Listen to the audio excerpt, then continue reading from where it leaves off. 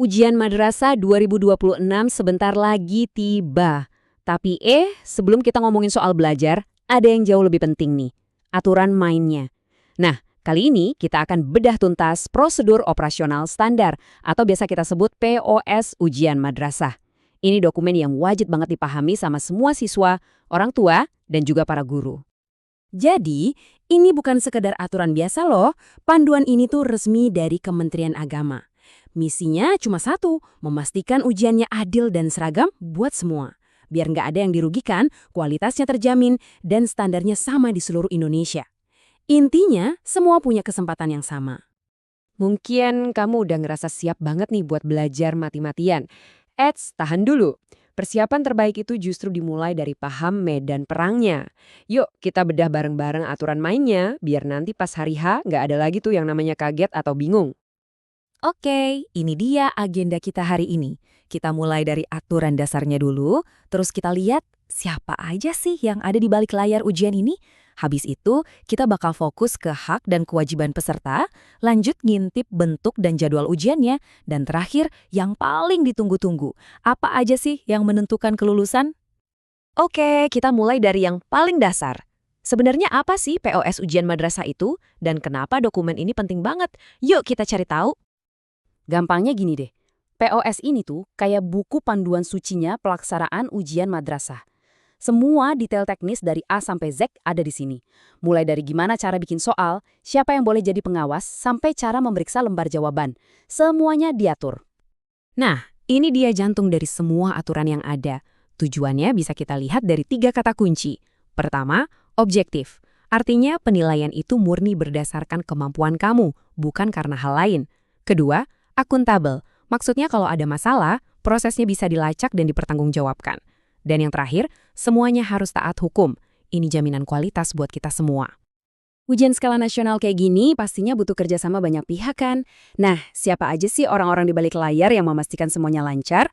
Yuk kita lihat strukturnya. Seperti yang kalian lihat, ini sistemnya berjenjang. Aturan besarnya dibuat oleh Kementerian Agama di pusat. Aturan itu lalu diterjemahkan dan dipantau oleh kantor wilayah di tingkat provinsi, terus turun lagi ke tingkat kabupaten atau kota, sampai akhirnya tiba di madrasah kita masing-masing sebagai pelaksana di lapangan.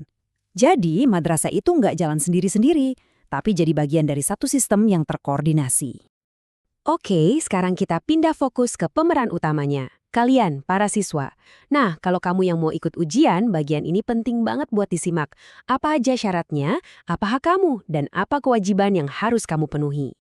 Syarat utamanya tuh sebenarnya simpel banget. Intinya, kamu harus terdaftar sebagai siswa aktif di kelas akhir. Jadi kelas 6 untuk MI, kelas 9 untuk NTS, dan kelas 12 untuk MA atau MAK. Selain itu, rapor dari semester-semester sebelumnya juga harus lengkap. Ini buat bukti kalau kamu memang sudah ikut semua proses belajarnya. Nah, ini kayak dua sisi koin yang nggak bisa dipisahin. Di satu sisi, kamu punya hak. Misalnya, kalau kamu sakit parah dan ada surat dokter, kamu berhak ikut ujian susulan. Tapi di sisi lain, ada kewajiban. Kamu nggak bisa milih-milih mata pelajaran. Semuanya wajib diikuti.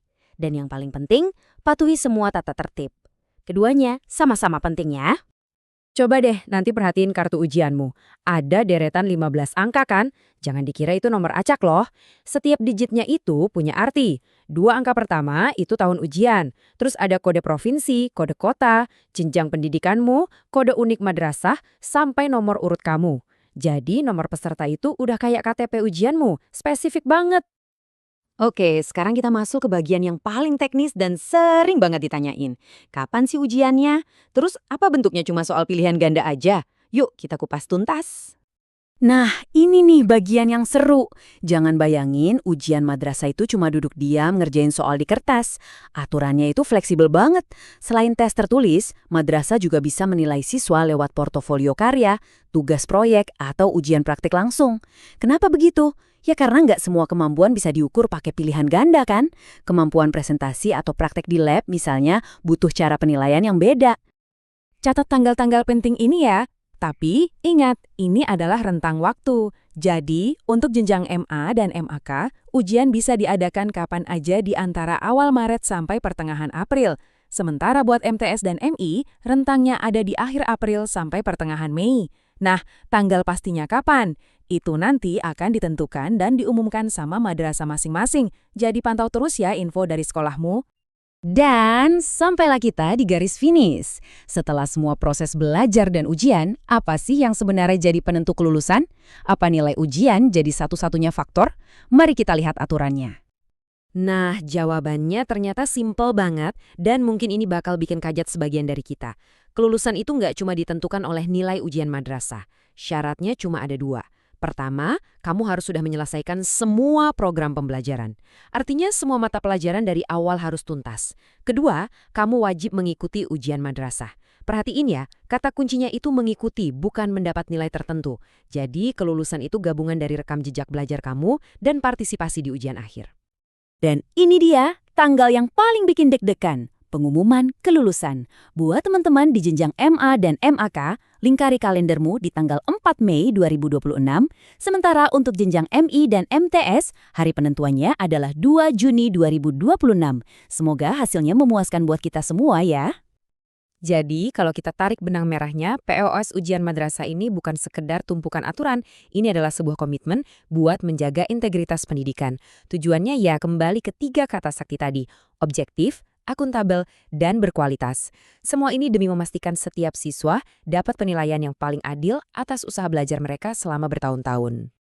Nah, kita udah bedah semua aturan mainnya. Sekarang, bolanya ada di tangan kalian. Dengan tahu kalau penilaian itu ternyata fleksibel, kelulusan bukan cuma soal nilai ujian, dan semua prosesnya dirancang supaya adil, pertanyaannya adalah, apa strategi terbaikmu? Gimana pemahaman ini akan mengubah cara kamu mempersiapkan diri? Coba deh pikirkan. Semoga sukses ya!